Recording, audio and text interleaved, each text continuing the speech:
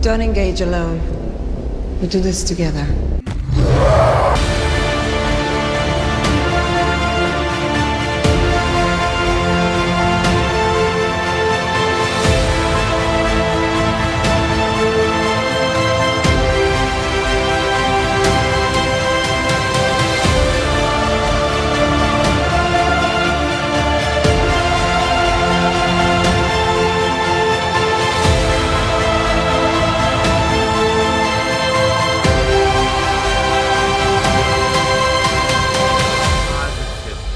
Yeah! Yeah! We got it! We got it! You 52 booklet. Somebody clip this one. Welcome to Under Two Caves, the premier podcast of Comics League. I'm Jared. I'm here with Nick from the Phoenix Press. What's up, dude? I feel like ranking some stuff, you know? Exactly. So today for this episode, since we're approaching, as far as we know, air quotes, the end of the DCEU, I still don't, unless Netflix gets involved, hint, hint, we're going to Hashtag restore the SnyderVerse. Yep, we're going to do a tier list of DCEU movies up until Aquaman. Obviously, we can't do Aquaman 2 because it hasn't come out yet, so we don't know if it's good or not. So we're going to do this. So I found this dope tier list, and we're going to fill it out. So the way I figured we'd structure this is that we'll discuss each movie. Oh, I love this website. Yeah. So what we'll do is we'll discuss each movie, where we think it goes in, and maybe we can even have a debate or two on where we think it goes. Okay. Right off the bat, Jared, We're doing this in order. We're doing this in order, Nick. No, we both know one movie has to get S tier. Yes, we Let's know, just- but let's just get it- no.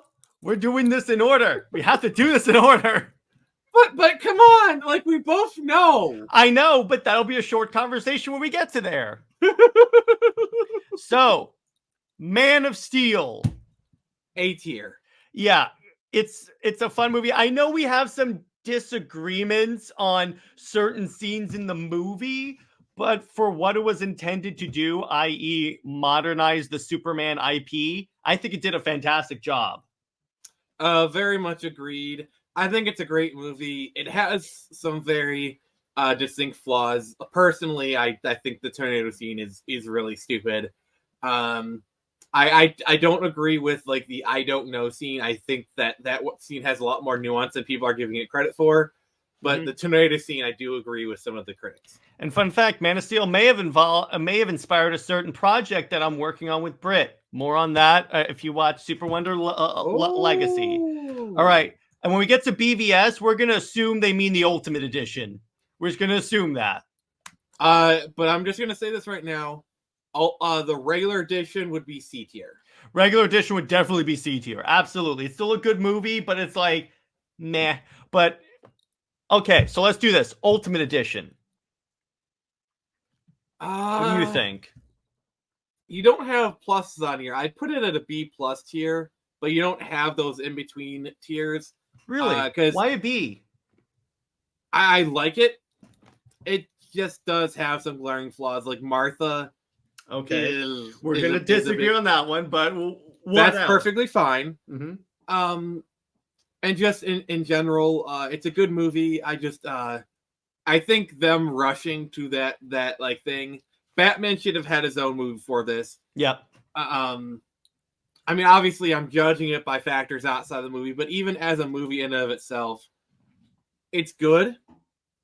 But Man of Steel is just better. I put it at B plus, but since we don't have a plus tier, I'm just going to give it an A just to be nice. Yeah, I mean, I would put it in S tier were it not for the fact that they crammed a lot into the movie. What they crammed in was good. It's just they crammed. That's the problem.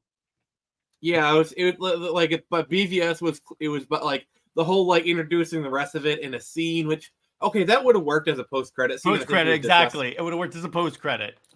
And but like even then, you're just kind of rushing things. Like I mean, as a post credit, like it's a perfect post credit scene. Like like even just having that scene verbatim as a post credit scene, and then setting up the rest of the movies would have been great.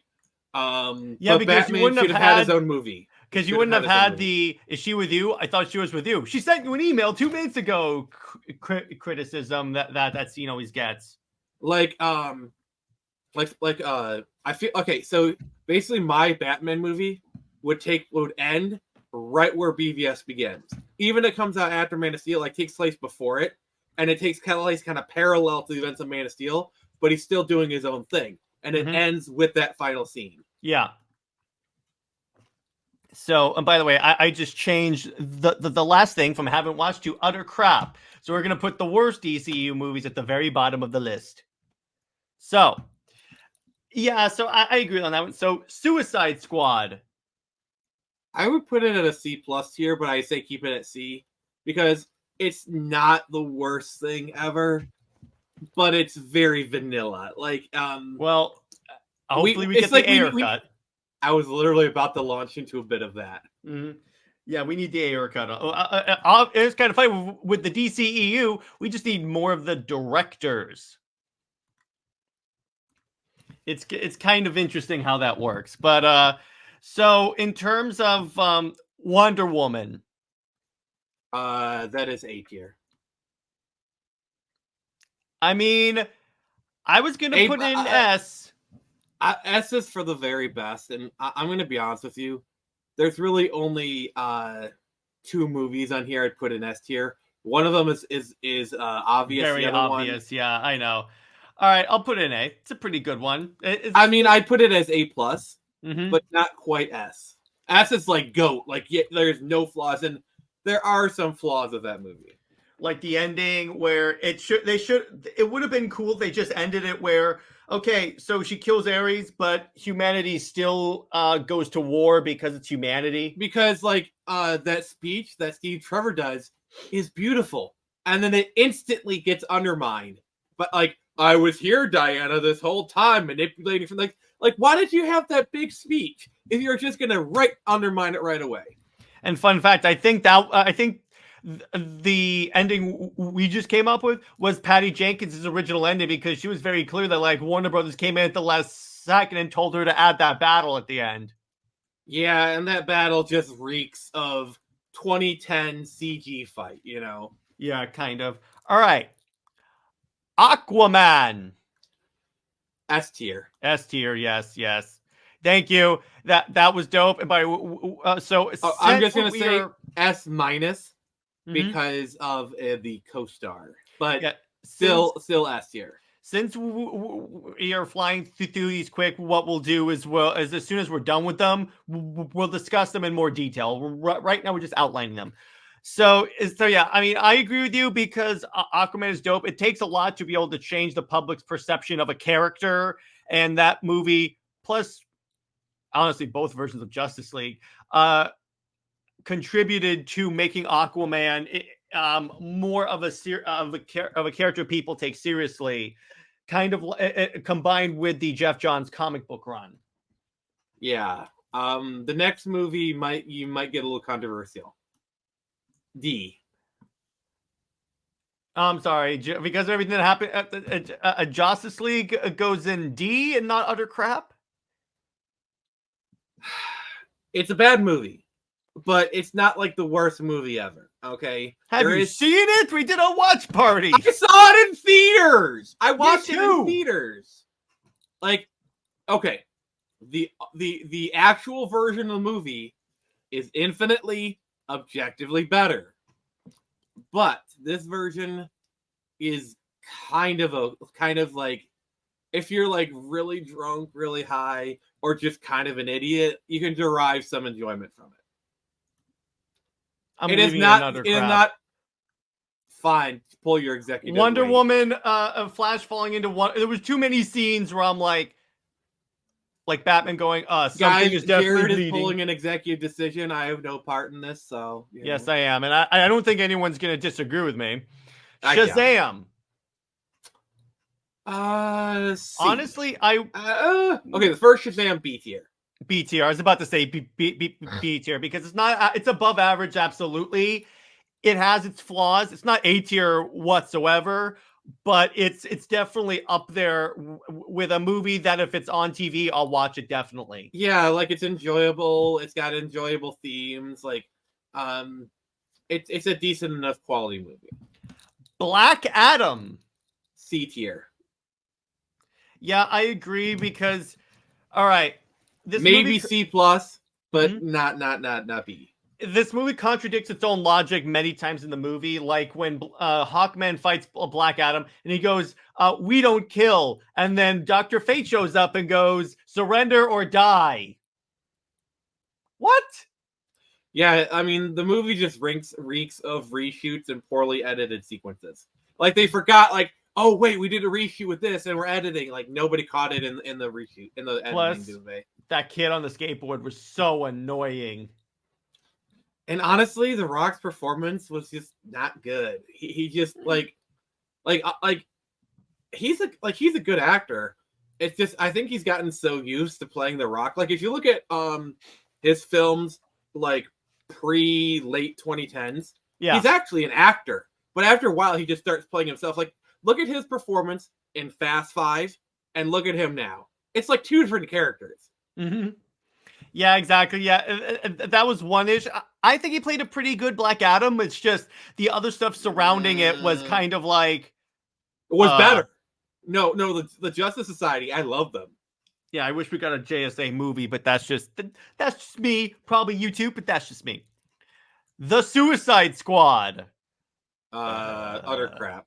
Utter crap. Yeah, exactly. I agree. Because here's the thing. I get what James Gunn was going for. The problem with it, so this is my problem with putting too much swearing and making this an R-rated movie. Because, yeah, R rating works for Suicide Squad.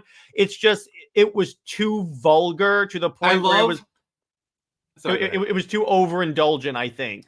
What do you think? I love how when this movie came out, everyone's like, "Oh, this is so much better than the first movie." But like slowly but surely, it's like you're like, "Oh wait, the first movie is actually better." Like you notice how like people are starting to come around. It's top 5 on Netflix right now. Because let's kind of be honest, Suicide Squad was actually a bit of a hit. Like when it came out, and the soundtrack was really good. It still made money. And by the way, that's another movie it won an Oscar. Yeah, that's another movie that if it's on, or like I see it on Max or Netflix, I'll watch it. It's enjoyable. Like it's kind of like it's a little bit of so bad it's good in a way. Like it's so ridiculous. It's like. Okay, like it's just enjoyable watching how ridiculous this movie is. However, the James Gunn one, there's too much there's too much James Gunn isms for me to get into it. The thing about Suicide Squad is the movie kind of walks that tightrope of it knows it's ridiculous, but it's not winking at the camera. Because so many movies are like, we know we're ridiculous. You know, they kind of like look at the camera. This film knows it's ridiculous and embraces it, but it just stops right short of winking at the camera, which I really appreciate. Yeah, but I'm talking about the James Gunn Suicide Squad movie. I'm talking about the Air version. Yeah, but this is what we just essentially rated the James Gunn version. Yeah, I'm just saying how much the original version is better. Oh yeah, I still enjoy it, but with the James Gunn version, again, it's like too overly indulgent, which this movie made me concerned for Superman as soon as I found out that Gunn was going to direct it and write it, because I'm like, honestly, here's the thing. Yeah. Even though I'm pretty sure James Gunn is not going to go full R-rated with Superman, it's going to be enough that it's going to be very cringe, because this was full of cringe humor. This next one, is there a tier lower than utter crap? Okay. I put it there purely... there are many reasons why I put Birds of Prey in that direction. Number one is Cassandra Cain. And I was like, no. And, okay, so you have Black Canary. She's the only member of the Birds of Prey that has any metahuman abilities. She has her sonic scream. There are like 10 different like scenarios in the movie when that sonic scream would come in handy. They only use it once and it knocks her out. Yeah, exactly. But Nick, what did you think of Birds of Prey? Besides the horrible title that they had to shorten for movie marquee. Well, since I don't have access to the drop, I'm just gonna reenact it. Crap, mega crap. Yeah, it's just, and the sad part is that guess what? They have the female empowerment movie. They have the model right here. Wonder Woman was the model right there. And you know what? Both men and women love that movie. Oh yeah, well, it's one of my favorite DC movies, Like, and made me a big Wonder Woman even fan. the DC haters would be like, okay, yeah, Wonder Woman's good. Yeah, because it didn't make the men look like idiots. This movie did. Yeah. Same thing with it's my same issue with Captain Marvel, and it's just like, but see, and then the worst part is that the excuses that people try to apply to Birds of Prey, like they try to do the COVID thing, but it came out like a month or two before the lockdowns hit, so that goes right out the window.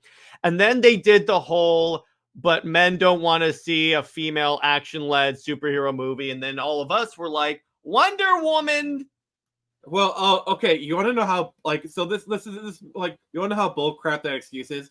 Hey, Jared, do you want to know what the largest demographic for the Marvels was? Men.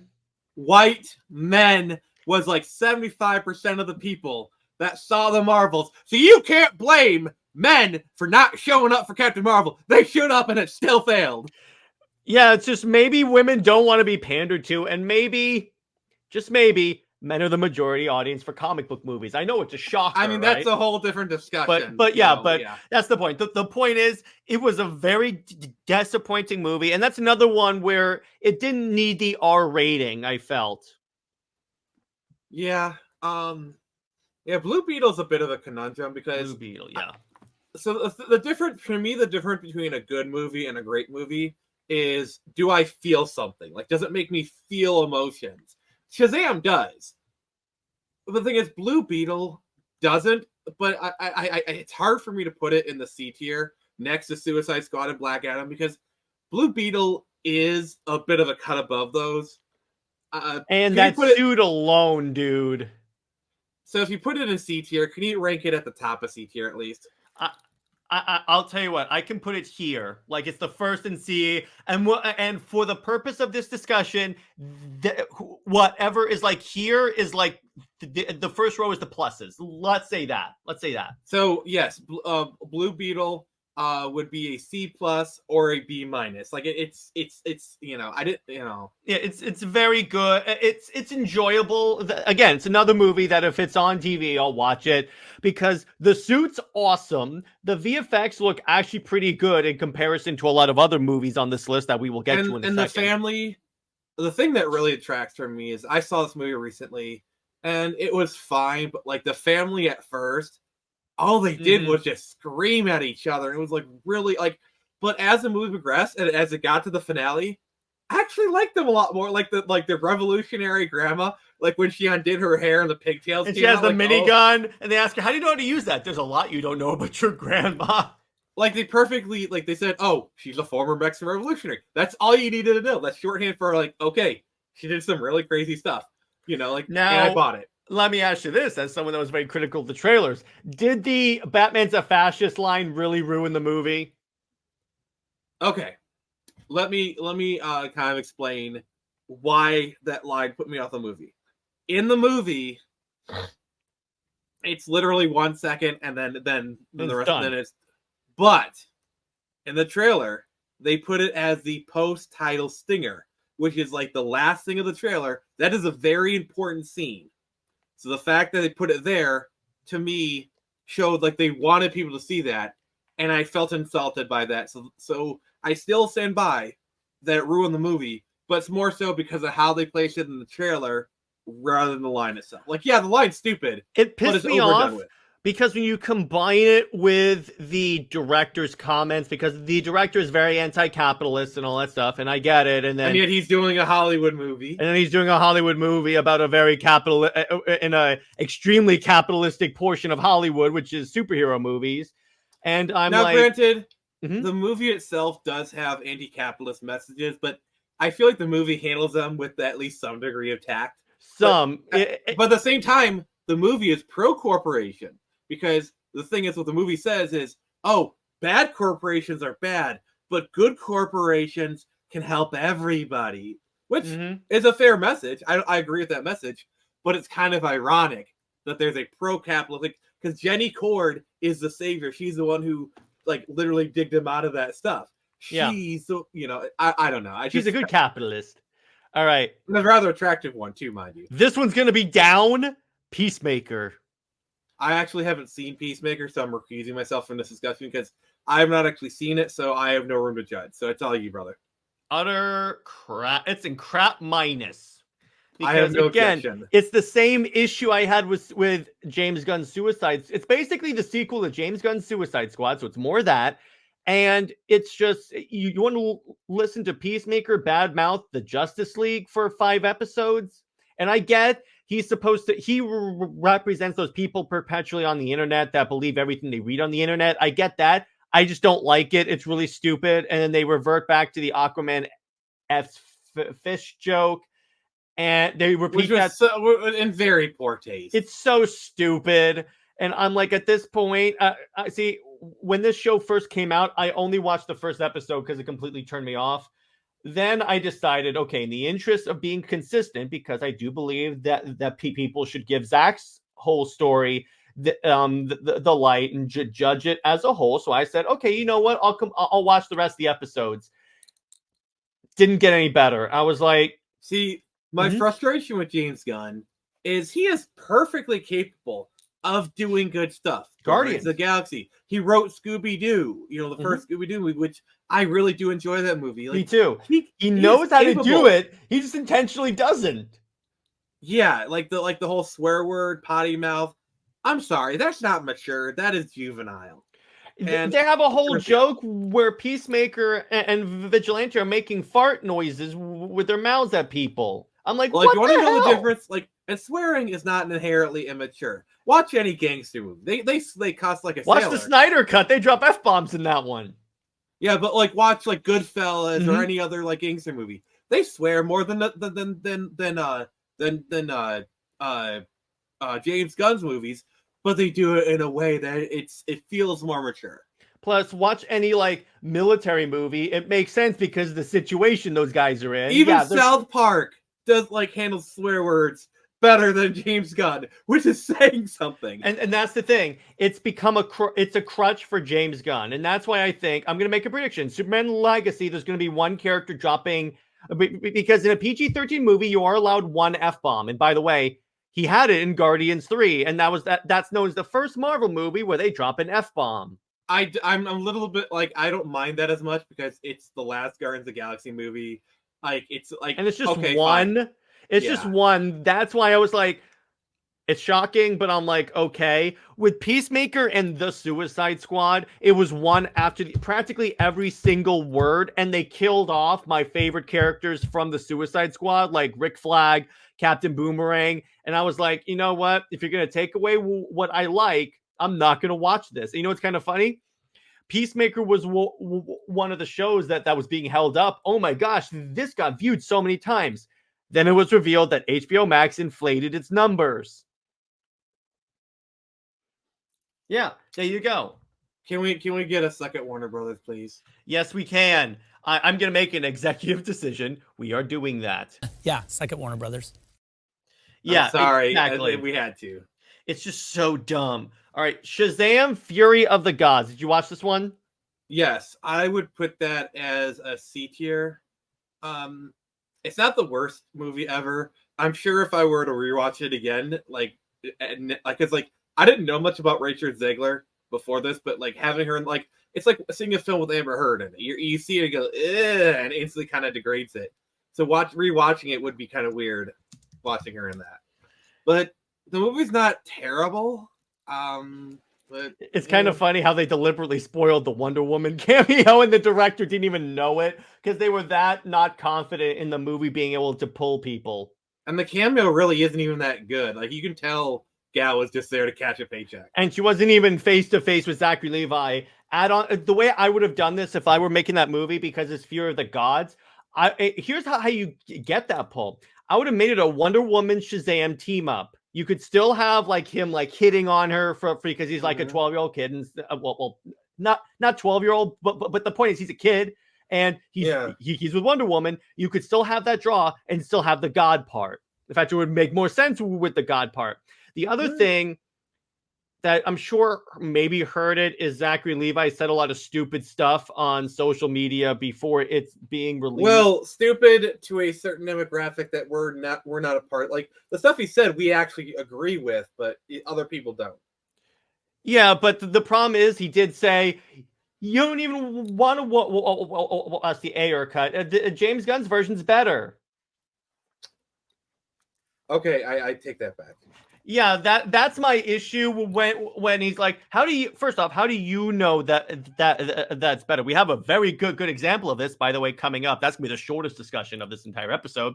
But dude, it's just I get what he was trying to do. Really, he was trying to kiss up to James Gunn, so hopefully he could stay as Shazam when the DCU. That ain't happening. No.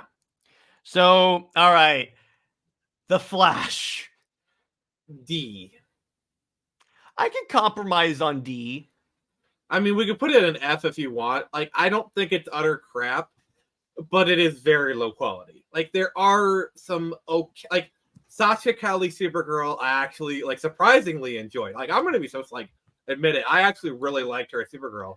Batfleck on the motorcycle was dope. When he's off the motorcycle, that's when I got the lasso of truth scene was total. Like I'm sorry, that is not Bruce. Not Bruce. Yeah, exactly. Nothing said in that lasso of truth scene was stupid. I would put it higher because it did canonize ZSJL, but besides that, there's not that much it really contributed.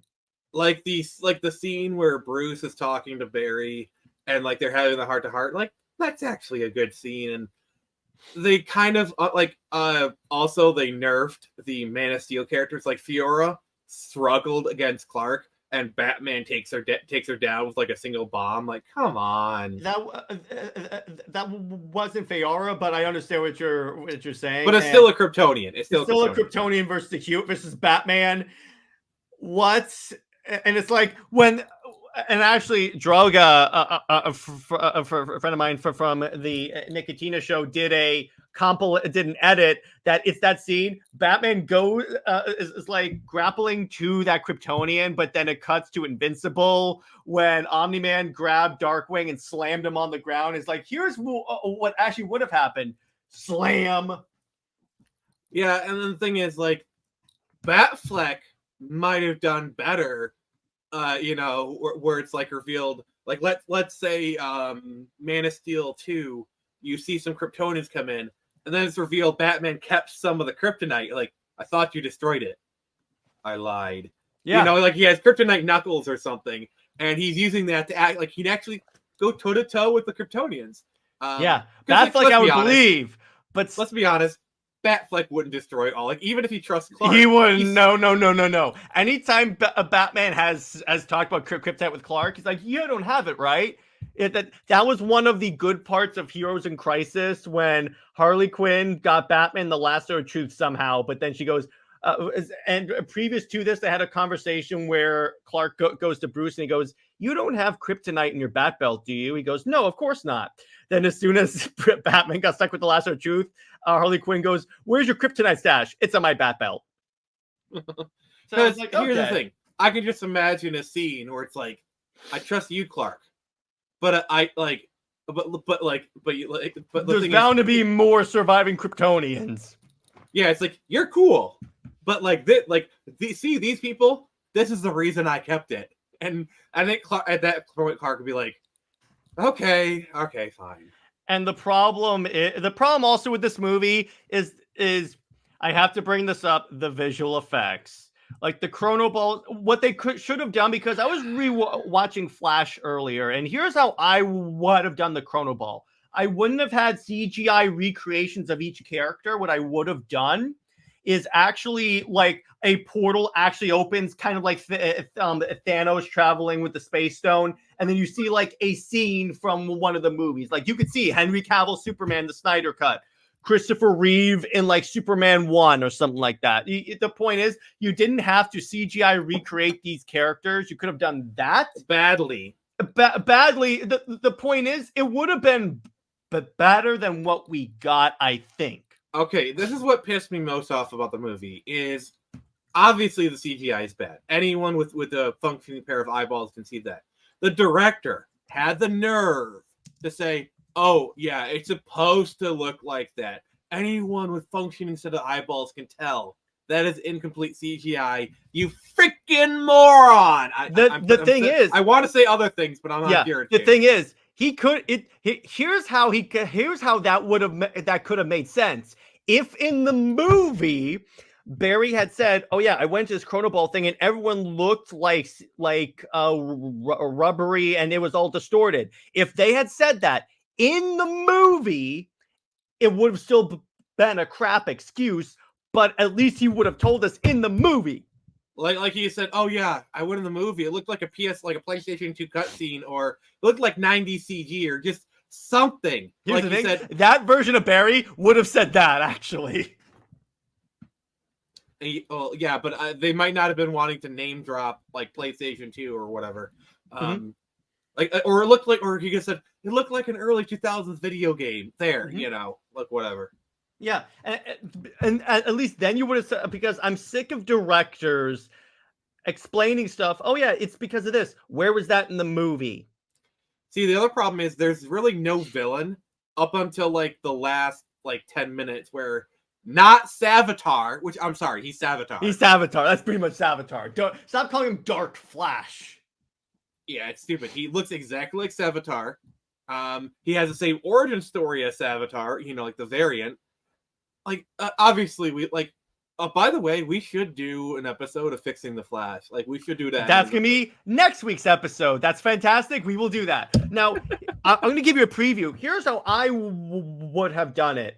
One way. Instead of having two Barrys, our DCEU Barry just goes into the Arrowverse and we get a Grant Gustin as the other Flash. Also, the villain is a Reverse Flash played by Anthony Starr. Yes. By the way, can you imagine Grant Gustin but with Hollywood level CGI?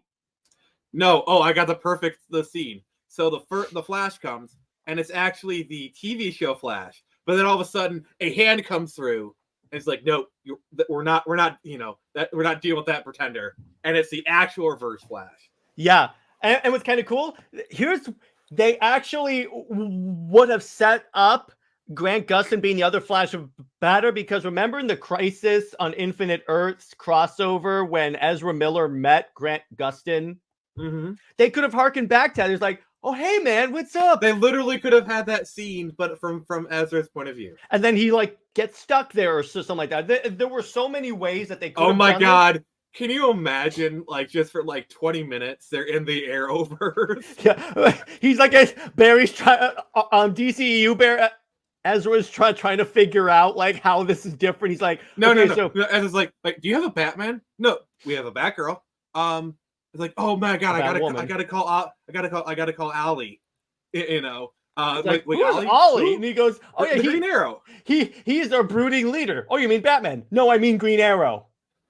Okay, where's Superman? And then he goes to the Arrow cave. It's like, wait, you have an Arrow cave? Are you sure you're not Batman? Just calling it out. And then wait, and then Cisco was like, Batman, that's not a bad name. That would be so good. No. Cisco's like, is he a man that has bat powers? He goes, no, he's just a guy in a suit, in a bat suit that fights crime. Can you imagine that? Oh. And then okay. So the ending scene, I think we could have done that better instead of having George Clooney there. What other okay. Thing is, even if Kevin Conroy, he was still alive, but he's not recognized. You see George Clooney, okay, he's the Batman. Yeah, Conroy is known for his voice, rightly so, because he's badass. Personally, I would have had Val Kilmer, but his health isn't the best. But I'm sorry, Val Kilmer. If it's not Keaton, it's Kilmer. Kilmer was an excellent Batman. He was good. Released Schumacher cut. Honestly, here's the thing. Yeah, he was actually a pretty decent Batman when you see his movie. I'm like, oh wow, you're not a joke. You I actually take the role seriously. I like that. I will give the movie points for the Eric Stoltz joke. That is like some That niche is knowledge. good. That is good. By the way, that is a deep cut that I do appreciate. you know what almost happened? That roommate that had the thigh tattoo, that was originally supposed to be Booster Gold. It would have been odd. I do like the Tamara Morrison cameo where he's like, "Is your wife the Queen of Atlantis?" No. I love that. That was good. See, there were some great parts of the Flash. Even better is he hangs up. It's like, all right, who's ready to watch Star Wars? Yeah, and it's like a completely different cast. No. Like in the background, you can see he's watching Revenge of the Sith, and it's like the scene of Anakin going up to, like you can see in the background. Like that would have been such a great joke. Yeah, I know. But see, again, that's why I enjoy the Flash, because the only place way of the Flash, there was more stuff that I enjoyed than I didn't enjoy. Is it perfect? Hell's to the no. There's only one movie on this that is perfect. He says, "All right, let's watch Book of Boba Fett." I heard. Yeah, he's like, Arthur's father's an actor. I didn't know that.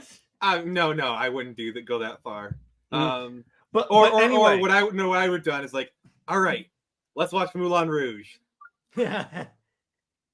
Because Nicole Kidman was in Moulin Rouge. Oh yeah, but yeah. So again, that's why I've been very clear. I do enjoy the Flash because there's more I like in it than I dislike in it. The VFX is bad. Like the baby scene was kind of like bad looking, but there was more fun to be had in the movie. That's my point with that.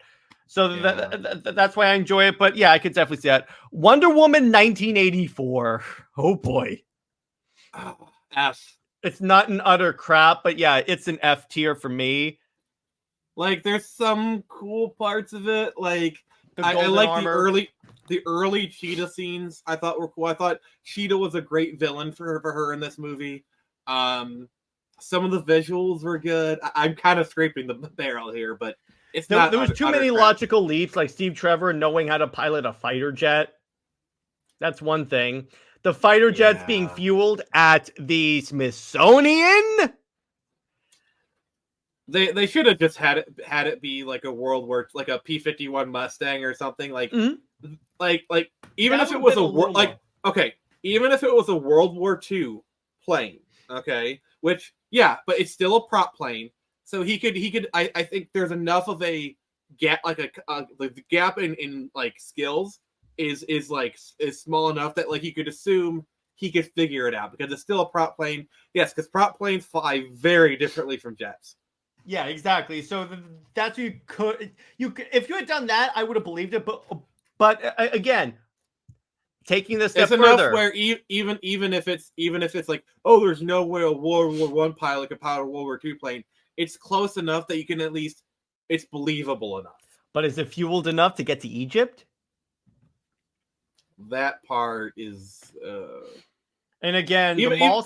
What I would have done, I would have had a line. It's like, all right, we're gonna have to stop somewhere because this thing had just enough fuel for like one flyby. Exactly. Or see, and the other stuff that I didn't like is that a few of the like running scenes were kind of stupid and they look kind of bad. Oh, I had this technique to make things invisible, but I've never used it till now. I made a coffee cup vanish. Or like, here's golden armor. It's a really rare artifact. I found it off screen. It's like, come on. Yeah, and apparently that's where she found her sword and shield from BVS, because if you actually look in the disc and like the background, they are kind of there. They're wrapped up, but you can like infer that's how she got the ZSJL sword.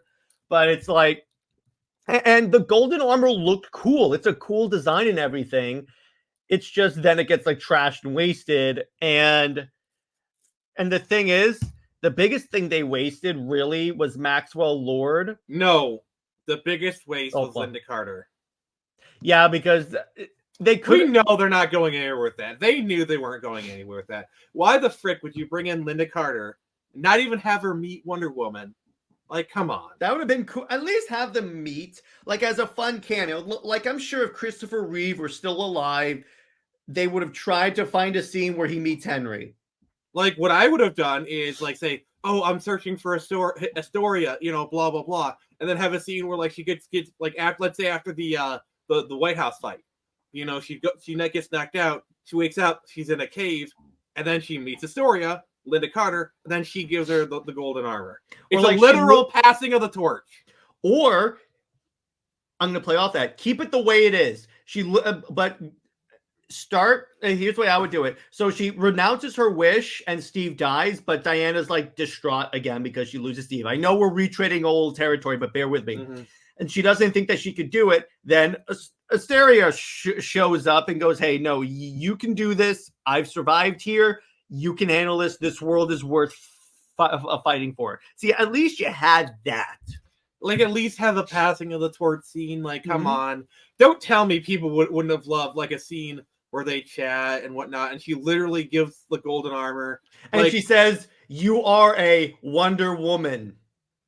And she says, "This is your world, Diana. Keep it safe." Yeah, exactly. So there. But the one thing I do like about the wish thing at the end, and everyone's getting their like wishes. This is around the time that Bruce Wayne's parents are killed, so you got to imagine he probably wished for them to be alive, and then he had to undo that wish. So that's kind of cool. I'm gonna be honest with you. I don't think Bruce would do that because remember in BVS when he said, "Oh, you can fix your parents," and he's like, "No." As a kid, because this is Bruce as a kid, though. But the thing is, were his parents dead by that time? Yes, they were. If you look at relatively the timeline of when it happens in BVS, it's around this time period. I believe his parents would have been killed. All right. So there is that. Now, we got to the easiest movie to rank on this. Zack Snyder's Justice League. This is the one that you were trying to get me just put in S. Shall I? Actually put it in other crap. I'm kidding. I'm sorry, we lost connection to Nick. He's not on Comics League anymore. Just kidding. Yeah, what can't we say about the Snyder Cut? Because it's incredible. There were some parts where like the VFX is kind of wonky, like when Lex is standing in that pool in the very beginning of the movie, and it looks obviously CGI. But I attribute that to working under pandemic conditions, because if you look at the movie, the VFX shots that were clearly done during the pandemic actually look pretty good, like the Flash going back in time. I mean, like we all know Zack knows his CG, so. And that's the thing. This movie featured like CGI replacement of actors. Why did this look better than the Flash? I will answer that question. Because Zack was a painter and he understands how to light a scene. And in the Flash, unfortunately, I think they had a major issue with the lighting. Because if you light something a certain way, you can hide a lot of VFX imperfections. Do you agree with me on that? Yeah. I feel like a lot of like you see a lot of directors where it's like Gareth Edwards films look amazing for like half the budget. Is you need to prepare your shot for CG. Like the lighting, the staging, even the costumes. Like we all know the story from Justice League where Zack had the Superman costume a certain way so that if he wanted to turn it black in CG, he could. And it was because Zack was mindful of that it looks so good. And there are directors who understand CGI very well. Like, for example, Gareth Edwards. Their movies look so much better for like less of a budget.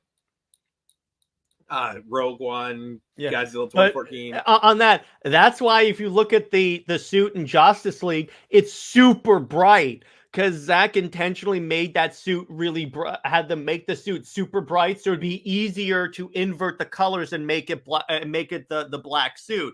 When you see that thing is the black suit, you wouldn't know it watching the movie. Someone actually has to tell you it's that good. Yeah.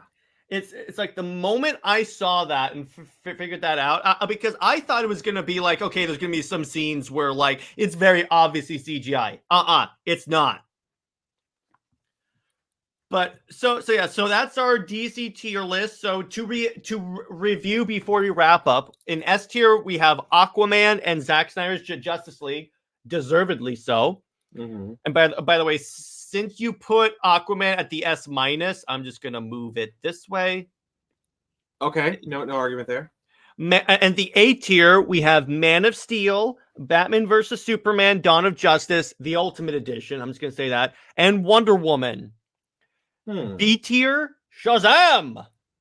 C tier, Blue Beetle, Suicide Squad, Black Adam, and Shazam! Fury of the Gods. D tier, The Flash.